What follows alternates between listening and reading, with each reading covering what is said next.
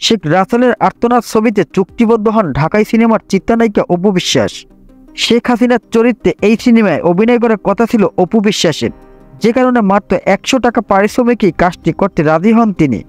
সে সময় অপু বলেছিলেন, সিনেমাটির গল্প শুনে এক বাক্যে রাজি হয়ে যাই, ঐতিহাসিক এই সিনেমায় অংশ হতে পেরে ভালো লাগছে, আশা করছি কাজটি দারুণ হবে, শুটিংয়ের জন্য প্রস্তুতি নিচ্ছি।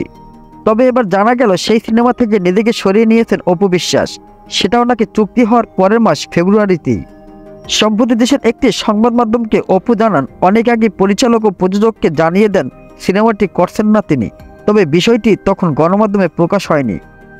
এ বিষয়ে অপু বিশ্বাস বলেন, চুক্তির পর কিছুদিনের মাথায় দেখলাম ছবির প্রযোজক পরিচালকের কথাও কাঁধে মিল নেই, তখনই ছবিটি থেকে সরে আসার সিদ্ধান্ত নেই, যদিও বিষয়টি গণমাধ্যমে আসেনি।